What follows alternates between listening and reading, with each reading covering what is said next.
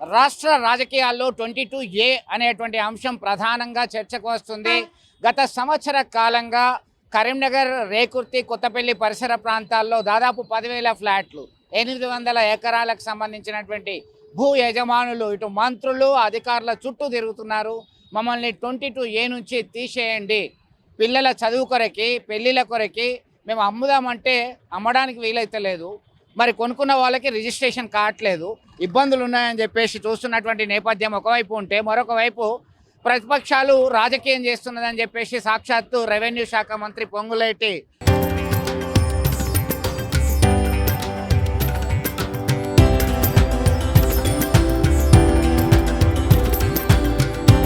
తరతరాలుగా తరగని స్వర్ణ బంధాలు మన మానిపల్లి జ్యువెలర్స్. శ్రీనివాస్ రెడ్డి సైతం నిన్న జరిగినటువంటి రివ్యూ దానిలో స్పష్టం చేయడం జరిగింది. అసలు వీళ్ళ ఇబ్బందులు ఏంటి, ఎందుకు వీళ్ళది 22Aలో పడ్డది, మనతో మాట్లాడడానికి 22A బాధితుల సంఘమే ఉంది, దానికి సంబంధించినటువంటి ప్రతినిధులు మనకు అందుబాటులో ఉన్నారు. చెప్పండి, మీ పేరేంటి, మీరు ఎంతకాలం నుంచి దీని మీద ఫైట్ చేస్తున్నారు, ఏంది అసలు ఇష్యూ ఏంది? నా పేరు పాషం మోహన్ రెడ్డి. మేము గత సంవత్సర కాలంగా ప్రభుత్వ రెవెన్యూ అధికారులు ఉద్దేశపూర్వకంగా పెట్టినటువంటి 22A మా మీద రుద్దబడింది. దాదాపు రేకుర్తికి చెందిన 125 ఎకరాలు, విద్యానగర్ చెందిన 120 సర్వే నెంబర్లు, రేకుర్తి విద్యానగర్ చెందిన 16 సర్వే నెంబర్లు, కొత్తపల్లి చెందిన 8 సర్వే నెంబర్లు, పూర్తిగా ఈ సర్వే నెంబర్లోని మొత్తం 150 సర్వే నెంబర్లు, దాదాపు 800 ఎకరాలు పూర్తిగా పట్టణీకరణ గా రూపుదిద్దబడినటువంటి ఆ ప్రాంతం దాదాపు 4 డివిజన్లుగా ఏర్పడ్డది. 19, 20, 21, 22 4 డివిజన్లుగా. కరీంనగర్ గత రేకుర్తి 19, 20 డివిజన్లుగా, విద్యానగర్ 21, 22గా ఏర్పడి పాత రేకుర్తి నుంచి కరీంనగర్ కార్పొరేషన్లో కలవడం జరిగింది. ఓకే, ఇదంతా కూడా ప్రొహిబిటెడ్లో ఉన్నది. నిన్న మంత్రి స్వయంగా చెప్పాడు, కలెక్టర్లకు చెప్తున్నా ఇబ్బంది ఏం లేదంటున్నాడు. మీకు నమ్మకమే వచ్చేసిందా మంత్రి మాటల మీద? మాకు వాళ్ళ మీద నమ్మకం ఏర్పడలేదండి. మేమేంటంటే గత సంవత్సర కాలంగా వాళ్ళ చుట్టూ కాళ్ళు అరిగేలా తిరిగినాం. రెవెన్యూ మంత్రి గారిని ముందే హెచ్చరించడం జరిగింది, మీ ప్రభుత్వం తప్పు చేస్తుంది. గత 8 నెలల కిందనే మేము రెవెన్యూ మంత్రి గారి దగ్గరికి వెళ్ళడం జరిగింది. మీ ప్రభుత్వం బాగా తప్పు చేస్తుంది, ఇది మీకు చాలా ఇబ్బందికరంగా మారబోతుంది, మీరు దీన్ని వెంటనే గ్రహించి మా పట్టా భూములండి కంప్లీట్గా ఈ సర్వే నెంబర్లు 150 సర్వే నెంబర్లను నేను మా పేర్కొన్న సర్వే నెంబర్లన్నీ పూర్తిగా పట్టా భూములు కంప్లీట్గా 56 నుంచి మా దగ్గర పూర్తి రికార్డ్స్ ఉన్నాయి, పూర్తిగా పట్టా భూములుగా నమోదు చేయబడ్డాయి. కాబట్టి మేము మున్సిపల్ అనుమతులతో ఇల్లు కట్టుకున్నాం, మున్సిపల్ అనుమతులతో లేఅవుట్ ప్లాట్లను మేము కొనుక్కున్నాం. ఎక్కడ కూడా గవర్నమెంట్ జాగా కానీ సీలింగ్ జాగా కానీ నమోదు చేయబడలేదు. ఇది పూర్తిగా కుట్రపూరితంగా ప్రభుత్వం ఉద్దేశపూర్వకంగా పెట్టినటువంటి చర్యగా మేము భావిస్తున్నాం. అధికారులు పూర్తిగా కంప్లీట్గా తప్పుడు నివేదికలు ప్రభుత్వానికి పంపి మా ప్రజలందరికీ, మా రేకుర్తి విద్యానగర్ ప్రజలందరికీ అన్యాయం చేశారని మేము భావిస్తున్నాం. మొత్తం మీద దాదాపు 5 డివిజన్లకు సంబంధించినటువంటి ప్రజలు ఇబ్బందులు ఎదుర్కొంటున్నారు. మంత్రుల చుట్టూ, అధికారుల చుట్టూ తిరిగినప్పటికీ లాభం లేదంటున్నారు. మీరేం చెప్తారు దానికి సంబంధించి? గత సంవత్సరం నుండి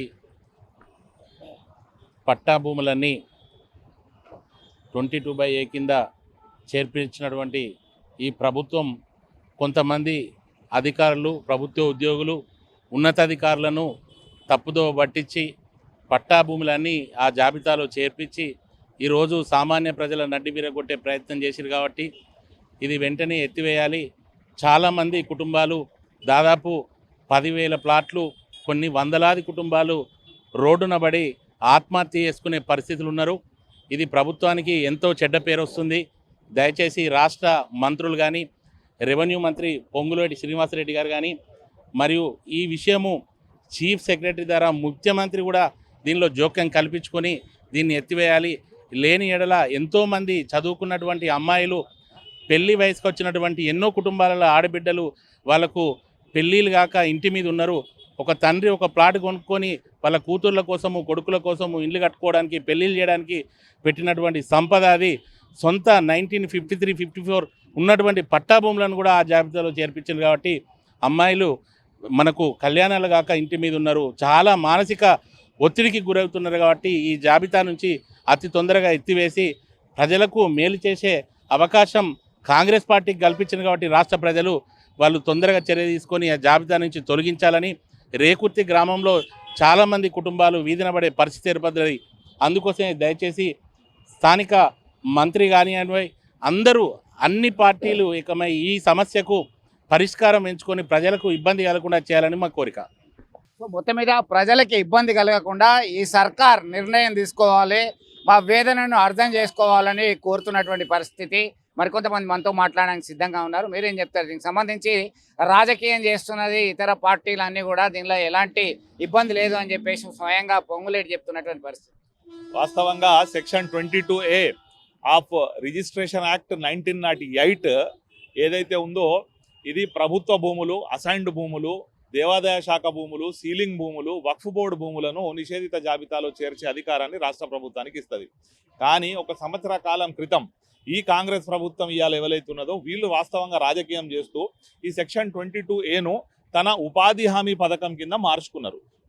మొత్తం మీద కావాలని ప్రభుత్వమే రియల్ ఎస్టేట్ బ్రోకర్లుగా మారేటువంటి ప్రయత్నంలో భాగంగానే ఇవన్నీ చేస్తుంది, కుట్రలు చేస్తుంది అని చెప్పి తీవ్రంగా మండిపడుతున్నటువంటి పరిస్థితి. ఇప్పటికైనా తీరు మార్చుకోవాలని చెప్తున్నటువంటి పరిస్థితి. మీరేమంటారు? విద్యానగర్, కరీంనగర్లో విద్యానగర్ 40 సంవత్సరాల క్రితమే మున్సిపాలిటీలో భాగంగా ఉన్నది.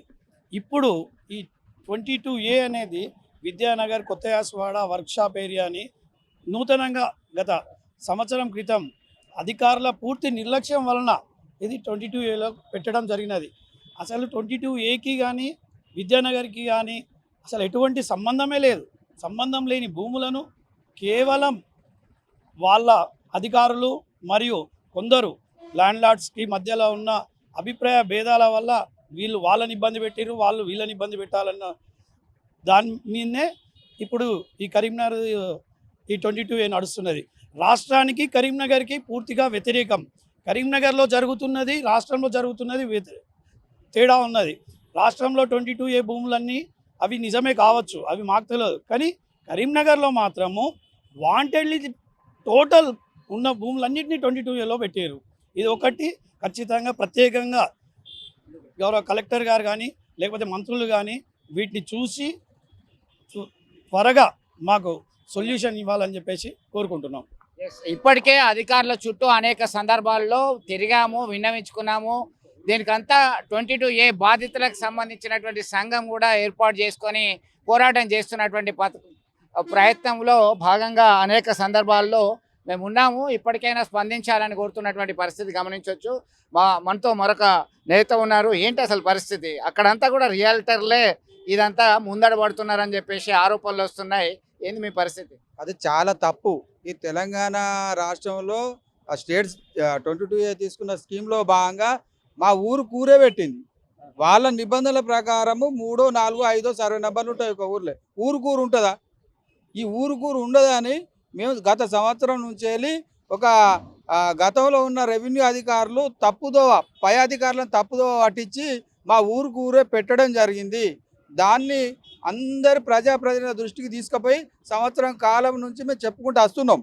మొన్న మంత్రివర్యులు పొంగులేటి శ్రీనివాసరెడ్డి గారే స్వయంగా ఒప్పుకున్నారు, అధికారుల తప్పిదం వల్ల ఇది ఇట్లా జరిగింది అని చెప్పేసి. ఈ జరిగింది, దీన్ని సరి చేస్తామని అన్నారు.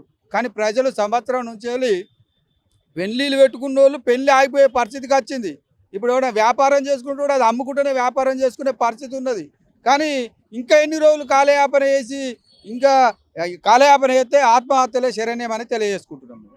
మొత్తం మీద కొత్తపల్లి, విద్యానగర్, రేకుర్తి, కొత్త యాశ్వాడకు సంబంధించినటువంటి భూములన్నీ కూడా 22Aలో నిషేధిత భూముల జాబితాలో ఉన్నాయి. దీన్ని అమ్మడానికి వీల్లేదు, కొనడానికి వీల్లేదు. కాబట్టి ఖచ్చితంగా ఇప్పటికైనా మా బాధను అర్థం చేసుకోండి, మా గోసను అర్థం చేసుకోండి అంటూ చెప్తున్నటువంటి పరిస్థితి. ఒకవైపు మంత్రులు చెప్తున్నారు, అధికారులు చెప్తున్నారు త్వరలోనే మీ సమస్య పరిష్కారం అవుతుందని. గతంలో ధరణి ఉన్నప్పుడు కొంతమంది ఇబ్బంది పడ్డారు, తర్వాత భూభారతి వచ్చింది, ఆ తర్వాత సైతం తమ సమస్యలు పరిష్కారం కావట్లేదు.